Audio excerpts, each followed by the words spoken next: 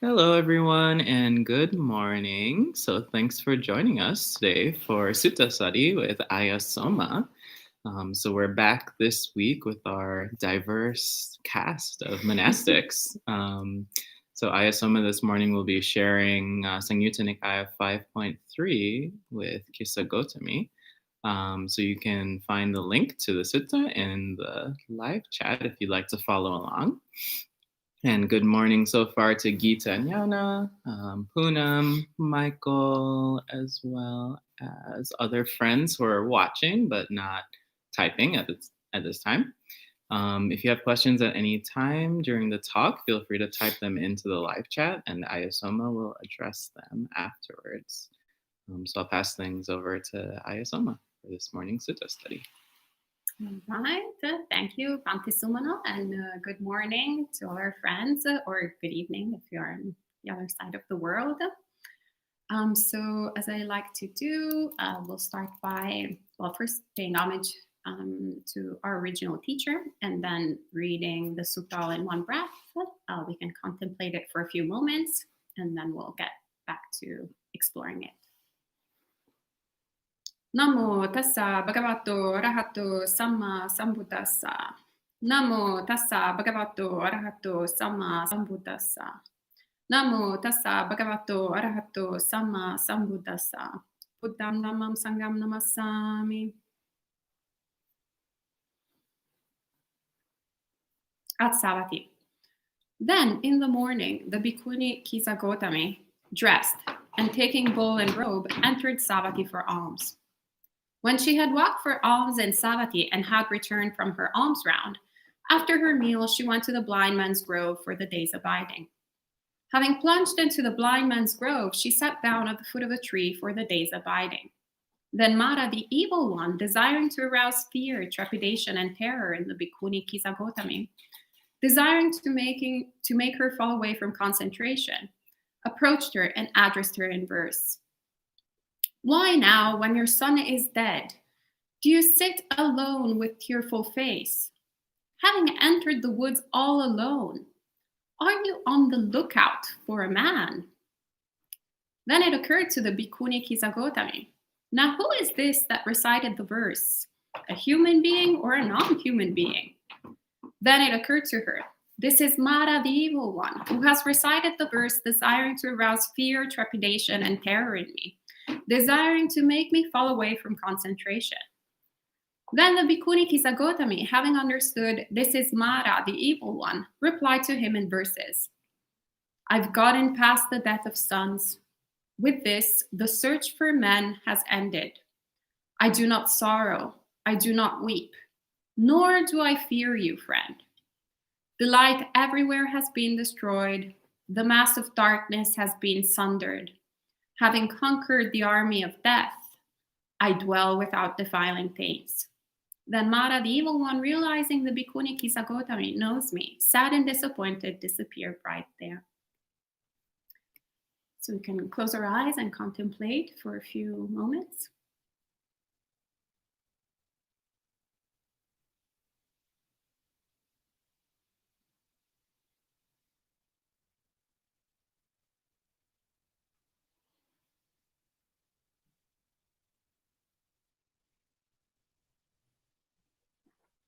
Very beautiful sutta, as with all of them in the Bhikkhuni Samyutta, and actually in the Pali Canon, as we like to say, every sutta study here. So, as with all the other suttas that we've been exploring, we've been reading from in the Bhikkhuni Samyutta, the scenery is pretty much always the same. So the monastics going about their day, going for alms rounds, and then after the meal going to the famous blind man's grove to practice meditation. And at that point, then Māra comes and presents certain thoughts or ideas to the mind of the bhikkhunis. And in this particular sutta, if you're slightly familiar with Buddhism, you've probably heard the name Kisāgotamī already. And it's actually one of the most famous or most popular stories throughout the Pali Canon, where we get a lot of information from the commentaries. So the most sort of popular story of Kisāgotamī was that she was a mother who lost her child and was overcome by extreme sorrow, lamentation, and despair with the death of her child, and could, to the point of driving herself crazy. And she was going from household to household, trying to find someone who would resurrect her son. And pretty much everybody thought this lady is crazy until someone told her to go and talk to the Buddha.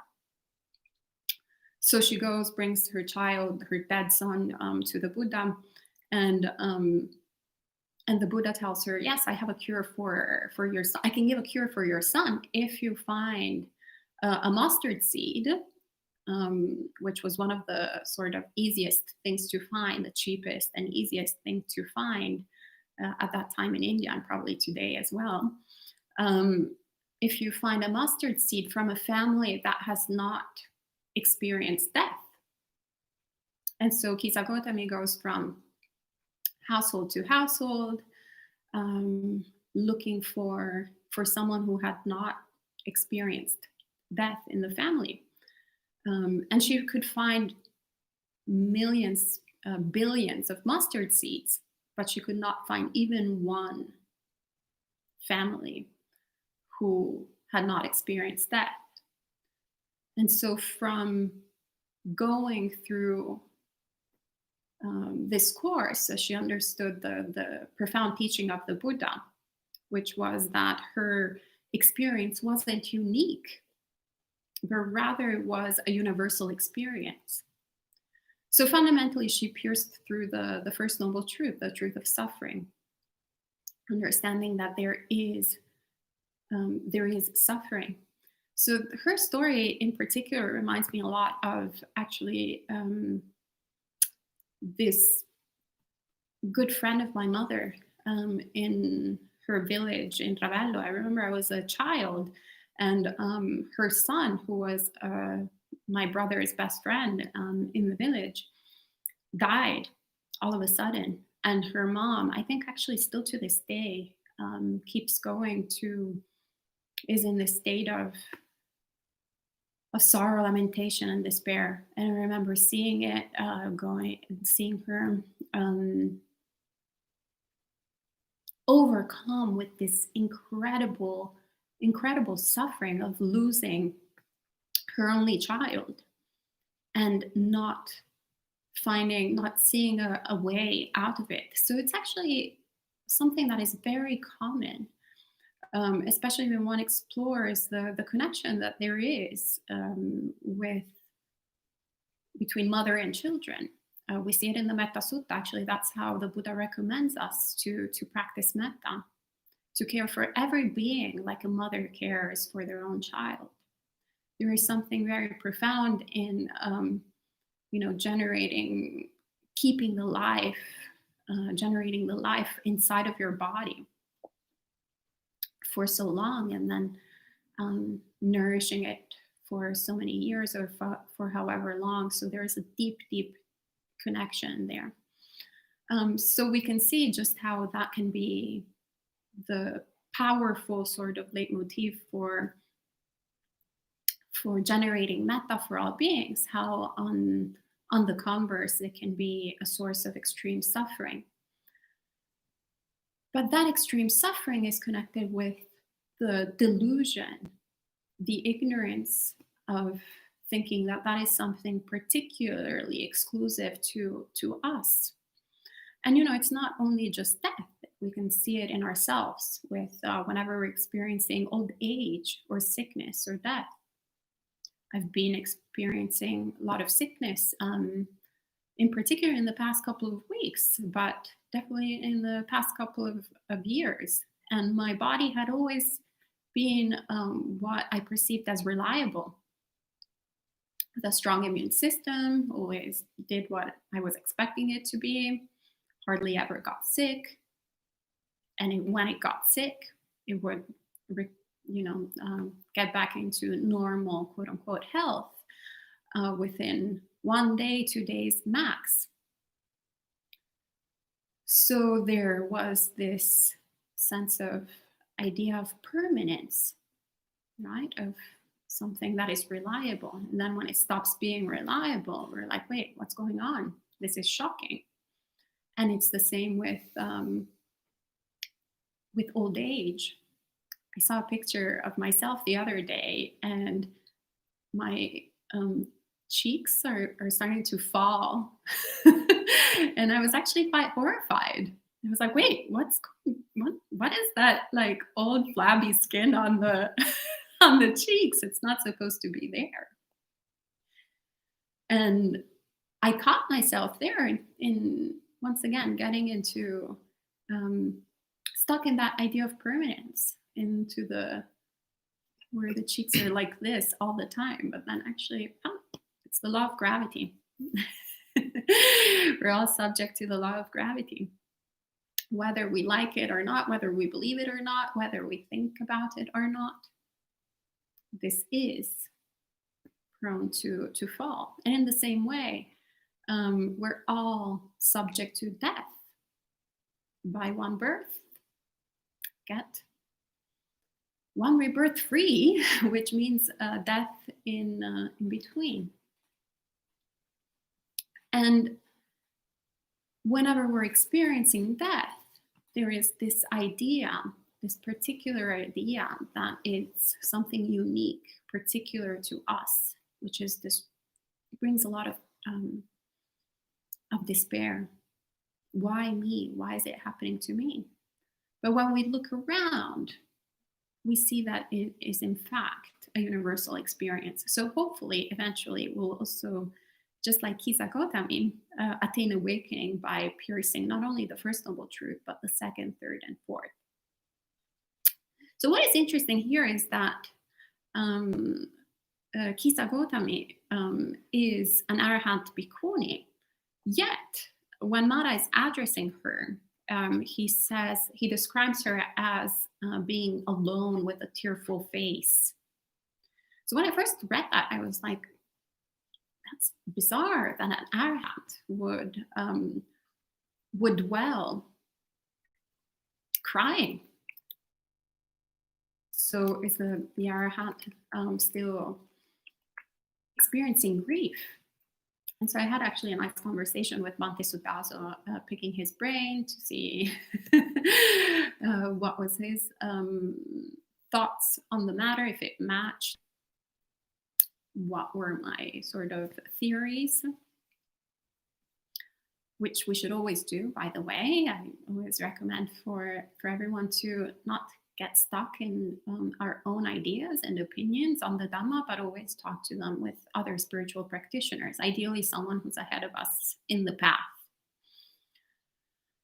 And so there are a lot of different ways to look at that, to look at this in particular. So when, so we know the story, when your son is dead, you sit alone with a tearful face. So there's different ideas, either that different sort of hypothesis.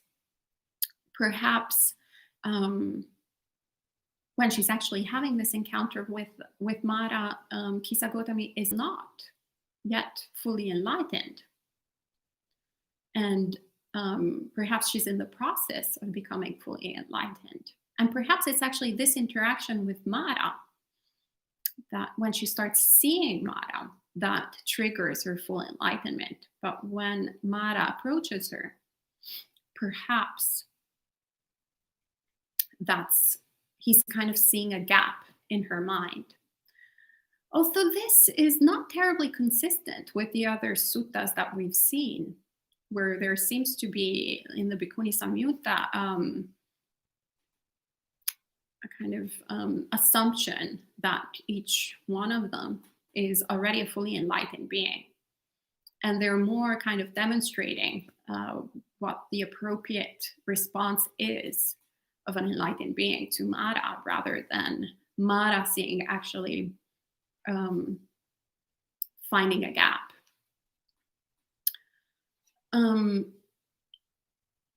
Another option that came to mind was actually that it was right after the process of awakening.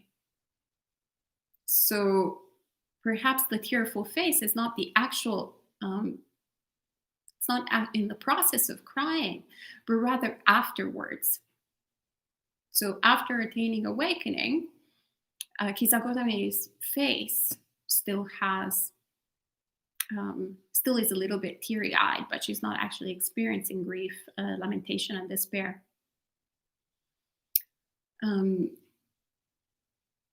It's interesting because Venerable Mahabua, a very famous Ajahn from the Thai forest tradition, when he was recounting his enlightenment at a certain point, started bursting into tears, which then made the people there doubt his enlightenment to begin with. So the idea that an arhat would not cry. And his reply was basically that it was not him crying, but rather it was the khandhas that were crying, which is quite an interesting, still subject of debate.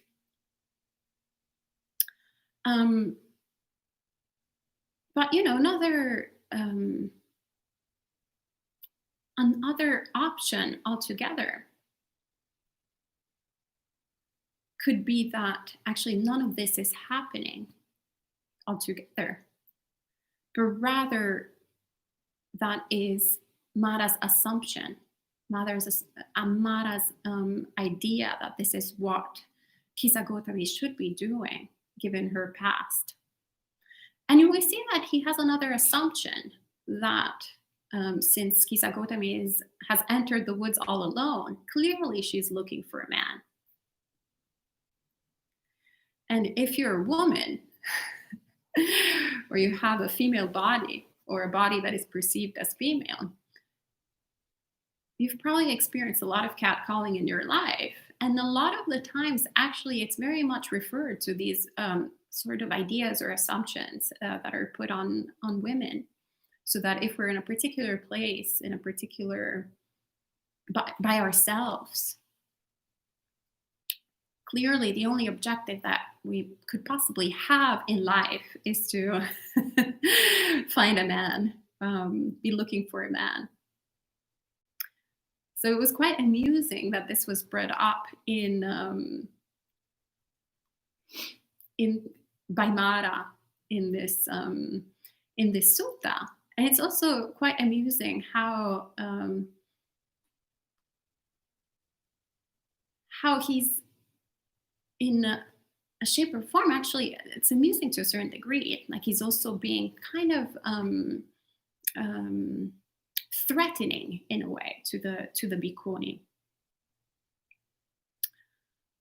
But still, he's pointing out to something that is actually very profound as well, which is the theme of sensuality, which is one of the sort of assets of Māra. So perhaps another thing that he's trying to kind of break into is the attachment of Kisāgotamī, or the former attachment of Kisāgotamī to her child, and the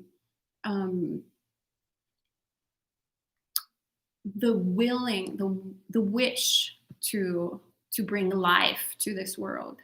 So the wish to procreate, and the wish to procreate obviously needs certain conditions to happen.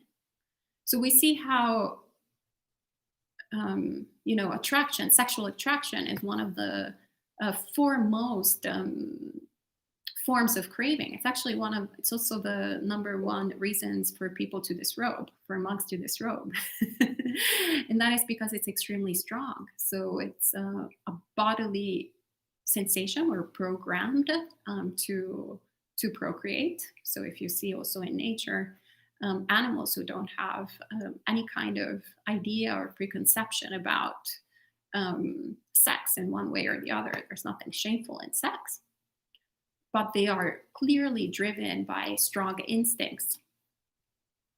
And that's because their body is programmed in a certain way. And you'll see how, depending on different classes of animals, whether they're birds or mammals or whatnot, reptiles, etc., they will relate to their sexual urges in a different way.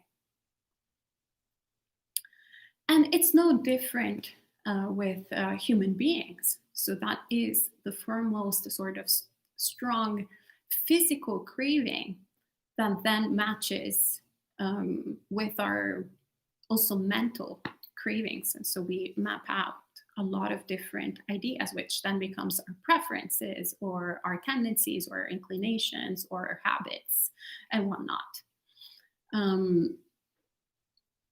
But still, it points out, I mean, in this particular case, of course, there is the connection with procreation.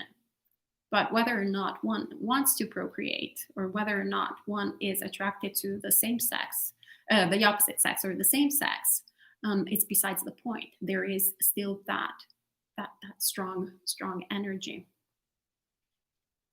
Clearly, Māra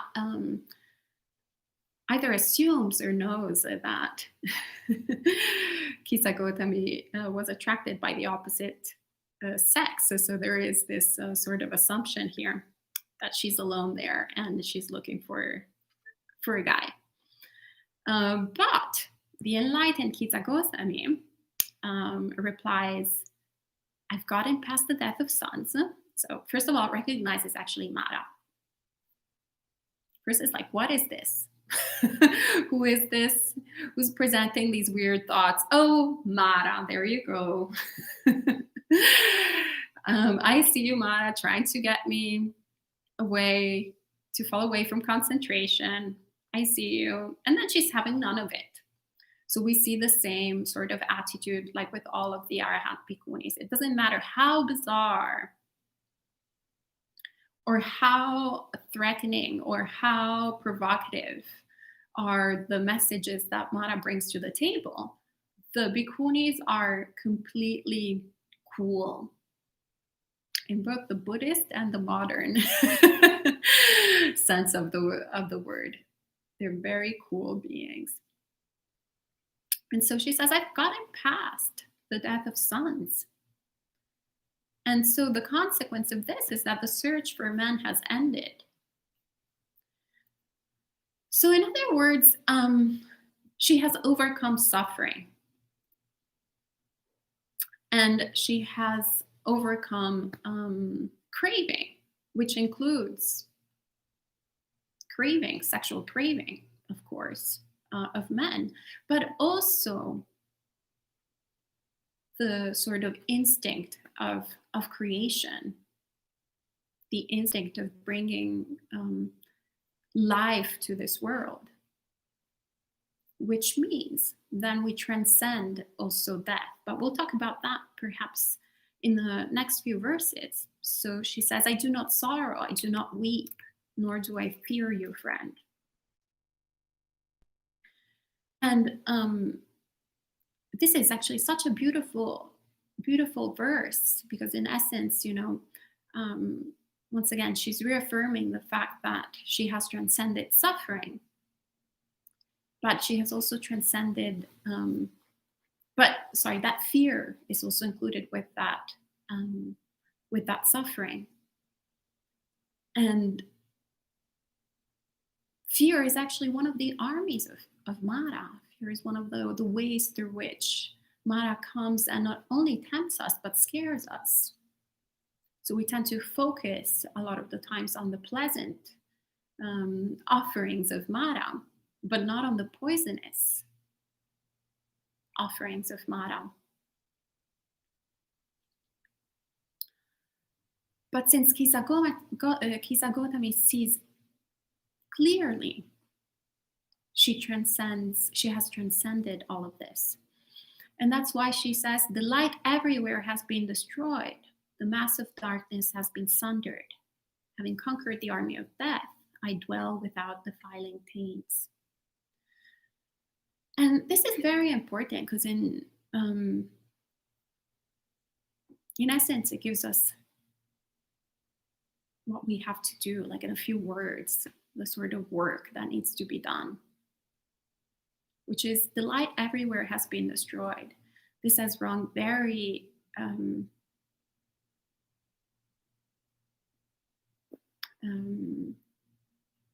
very deep to my heart.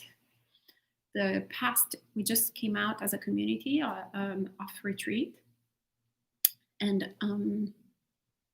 I was, as you know, taking care of the live streams the past week, and I also did a bunch of work as I was also practicing meditation. So as the community was doing their full-on, full-time retreat, I was both the retreating part of the time, both working part of the time. And it was interesting because I started doing some new exciting projects. And I started noticing my mind getting back into the old patterns of wanting to create things. So delighting in work. And this process of creation that I have delighted in my entire life has created such a strong habit, such a strong inclination, that I was seeing how it was interacting, was affecting clearly my meditation practice.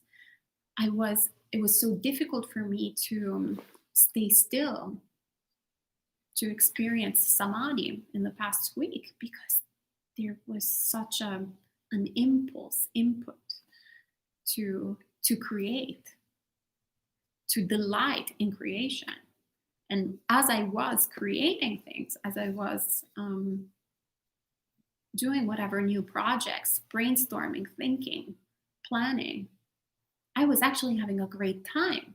So then when I was on the cushion, the mind was stirred up. It was the enemy of samadhi. And so here we see, when I was analyzing my mind, the stirred up mind, I was noticing this cycle, endless cycle of existence, of birth and death and rebirth. So I had not transcended delight. The delight had just died off, and then it was reborn again. And that was because the light everywhere had not been destroyed.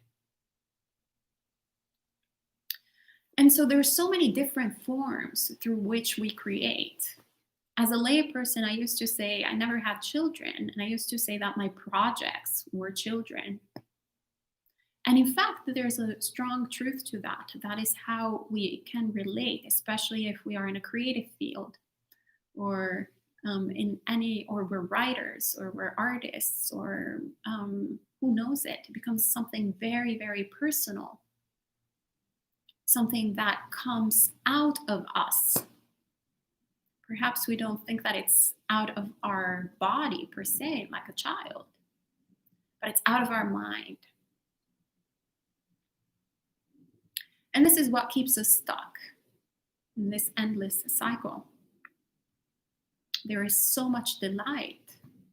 It's the gratification that the Buddha talks about all the time. But we don't focus on the drawbacks of that, on the suffering that comes with these creations, with these acquisitions.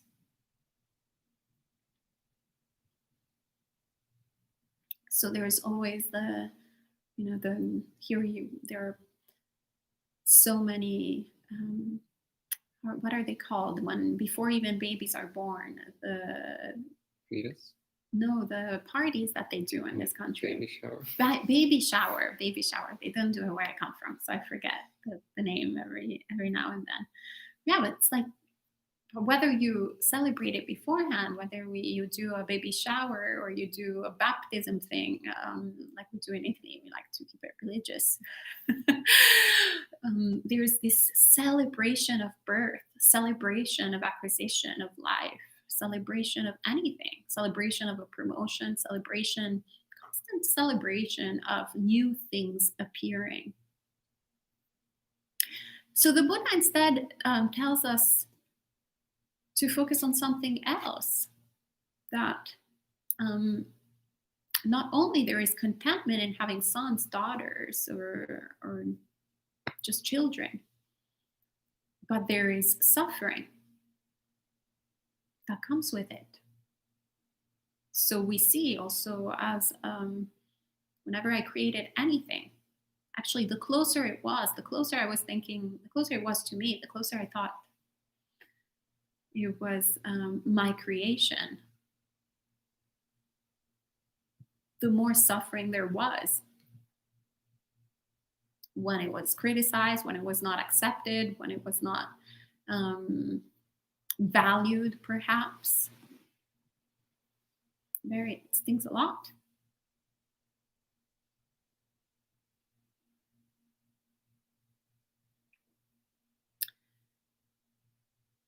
And so we see how we actually, in essence, have it all backwards. We delight in suffering. We perceive the impermanent as permanent. So once again, old age, sickness, and death. We think of youth, health, and life to be permanent. And also whoever we're attracted to, we normally perceive as beautiful. But when we start looking really at what we think that is beautiful, normally actually that starts kicking in when you have a long relationship. Instead of having to go to a Somā meditation right from the beginning, if you have a slightly of an aversive mind like I did, you start doing a Somā actually with long-term relationships. The longer you're with someone, the longer you start seeing all of a sudden their mucus is apparent. All of a sudden, like their bodily noises are apparent. All of a sudden, like a lot of uncomfortable things that they have in the body that were always there present, they just become relevant. That's because sort of the glitter has disappeared. So we actually start becoming more in tune with reality. And that's normally when we are then like, okay, enough with this relationship. What's next on the menu? Next. And repeat. Copy and paste, actually. Copy and paste, thinking that the next copy and paste will be the real deal. The one thing that will actually be quite different, that won't smell and stink and won't be obnoxious and won't have particular defilements. But in reality, it's because we're perceiving something beautiful when it's in fact ugly. It's not that everybody is ugly. Of course, they have there is, once again, something gratifying. The Buddha tells us to be aware of both. It's just that normally we're only aware of the beautiful, and we exaggerate the qualities of the beautiful to the point that we're attaching to them, to what is there, and also creating beautiful characteristics that don't even exist. So that's why we tend to emphasize on the drawbacks, on kind of balancing this out. And then once again, the escape that the Buddha suggests, which is not finding another of the copy and paste versions of either the things we've created in the past or the relationships we've had in the past, but rather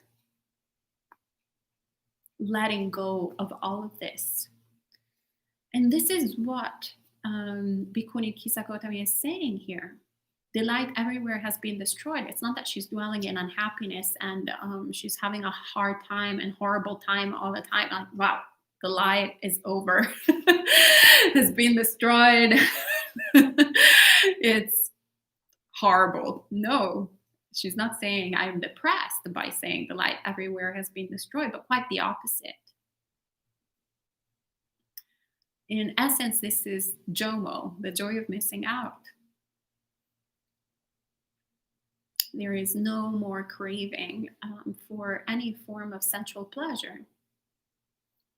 which is why the darkness has been sundered, has gone away, and lightness. So her experience is of lightness, it's not of darkness. So when we look at our experience, if we perceive it as as darkness, then we know it's great. We have the Buddhist teachings, so we can practice the Noble Eightfold Path, and there is some light at the end of the tunnel. And if we perceive it as light, well, we're very delusional. So we really need to look at our situation a little bit more carefully. So she's done the job here. That's what she's saying, which is why she has conquered the army of death and dwells without defiling taints. So fundamentally, she has defeated Māra.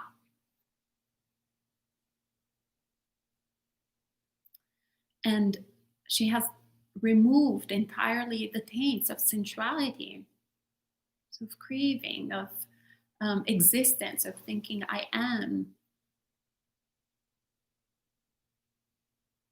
And of course, of ignorance of suffering, ignorance of the Four Noble Truths. So, what else to say except that it's such a beautiful, beautiful state to dwell without defiling taints. I mean, if that was one of the reflections. Actually, at a certain point, I started doing a lot of self-metta yesterday at the end of the retreat, wishing for myself and for others, first here in the community and then extending it to them, to be free of this constant agony of craving, all these defilements, greed, hatred, and delusion that were harassing me. While I was aware, actually, of them harassing me, so Māra harassing me, of this really unpleasant state of being, of wanting to create all the time. I was watching it closely and really focusing on the suffering element, the suffering part, the suffering side of it. And I could see it clearly. So in one way, I was like, Māra, I see you, but I still haven't defeated you. So it's so beautiful to me to imagine being completely rid of that, having conquered Māra, having conquered death, having conquered sensuality, having conquered craving, ignorance. So with the wish of may all beings, including you all and including myself, may we all be free from suffering, greed, hatred, and delusion. Thank you, Ayya Soma. Sadhu, sadhu, sadhu. And welcome to some other friends joining in, Galaxy from Malaysia, as well as Sarah. And again, if you have questions, feel free to type them in and Ayya Soma will address them. So far, Michael has a couple comments. He says, may our minds be as clear as today's sky. That's quite a collection of loss and destruction that Kisāgotamī suffered. We also suffer these without fails. That's life, samsara. Question though, how do we comfort our non-Buddhist friends going through such pain? How do we do that beyond expressing comfort and empathy? All I can think of is saying that life is fragile. Thank you for that question. Actually, that's a very, very good question that I'm not sure if I have an answer, because it's something that I ponder a lot myself, especially with my parents. Sometimes saying,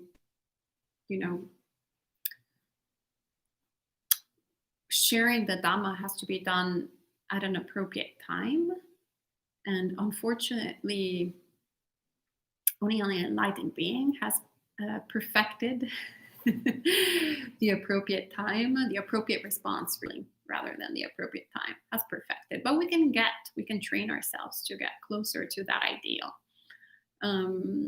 There is, I think, a Zen saying that says, "What is the teaching of a lifetime? It's an appropriate response," is the answer. So we need to train ourselves in reading all of the elements, reading what the person is going through, and being capable of delivering the right words of Dhamma at the appropriate time. And we see the skillfulness actually of a Sambuddha. So the Buddha in the suttas, he was capable in every single moment to say exactly what the person in front of him needed to hear, which is why actually there are so many times where people are attaining awakening as they are hearing the Dhamma said by the Buddha. And that's because it was the perfect teaching in that time and place. So a lot of times when us unenlightened beings share the Dhamma, we do it perhaps with good intentions, but the good intentions not necessarily have a good, don't translate necessarily into a good action, good result. So this has happened to me, actually. It's a bit of a trial and error where I thought I was helping the person, but in reality, what it sounded like was more a bit of an obnoxious spiritual trite that the person was not particularly eager to hear, to listen. And it was actually counterproductive. My mother is a typical example of that. My mom is very sharp, so she knows, even though she does not know much about Buddhism, she will understand if I'm trying to sneak some Buddhism to her. Even if I don't use the word Buddha or Buddhism or karma or dharma or, like particular religious words, if I get into my sort of spiritual,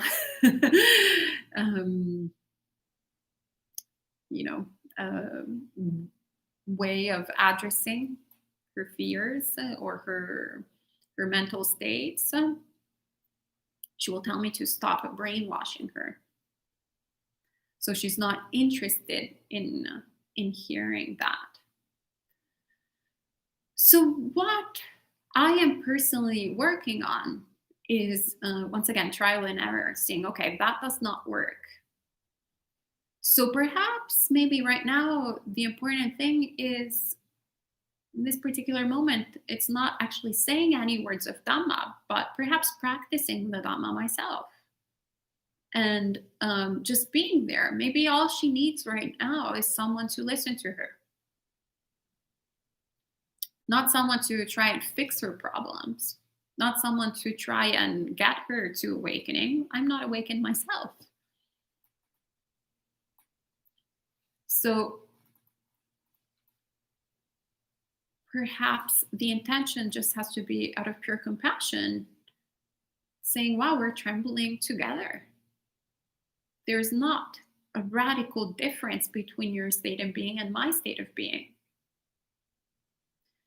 So perhaps now the appropriate response is not to share anything that is Dhamma related, but just to be here and listen to you and be present and be okay with you having to express whatever discomfort and pain and, whatever it is. Then there's some other times where it's appropriate to share the Dhamma. But we can only see, there's not a particular recipe, otherwise the Buddha would have told us, like, only say these things, and, if the person comes from this country, then say this, this particular snippet, and if they're from this age to this age, there is this other particular snippet. But no, that is, I think, part of cultivation of wisdom. It's a factor of the path. There is no specific recipe because it's part of part of the path. So we need to understand, practice through trial and error. Checking always our intentions, but realizing that our intentions not necessarily will have, a good effect. They will not be received particularly well sometimes. Thank you, Ayya. And that was the final question, the sole and final question. Everybody's mourning. Yeah. This morning. But some other friends joining in, Jim, Robin, and Jeannie, who finally made it live. Jeannie, good to see you. Jeannie's in Puerto Rico. Hope you're enjoying it.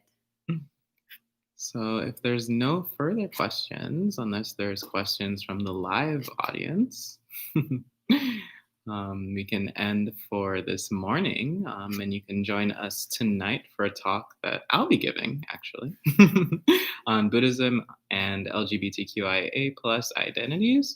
And then we'll continue our regular sessions tomorrow morning, Thursday evening, Friday morning, and Friday evening as well. So you can also start stockpiling questions for Monk Chat on Friday night. Yes. So in the meantime, thanks everyone for joining, and hopefully we'll see you later. And tomorrow evening, actually, we'll have a special guest, Venerable Tansanti, that is visiting from Temple Forest Monastery, a temple in the Ajahn Chahtai Forest tradition. So he will be sharing some Dhamma. So new monk coming up at Buddhist Insights. All right. So thank you for joining us this morning, and we can end with 3 sadhus.